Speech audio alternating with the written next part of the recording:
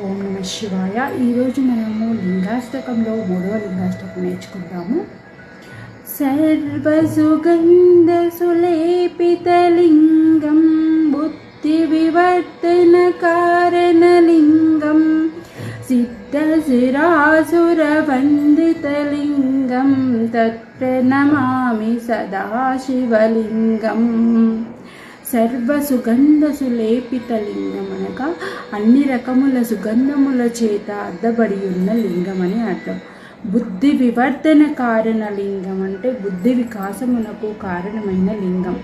సిద్ధసురాసుర వందిత లింగం అనగా సిద్ధుల చేత, ఋషుల చేత, అసురుల చేత మొక్కబడి ఉన్న వందనము చేయబడిచున్న లింగమని అర్థం. తత్ప్రణమామి సదాశివలింగం అనగా ఓ సదాశివలింగం నీకిదే మా నమస్కారం అని చెప్పేసి శివునికి లింగాష్టకం చేస్తూ తనకి ఒక చెంబడి నీళ్ళు అభిషేకం చేయడం వల్ల మనకు శివానుగ్రహము ఎంత త్వరగా అంటే అంత త్వరగా జరుగుతుంది.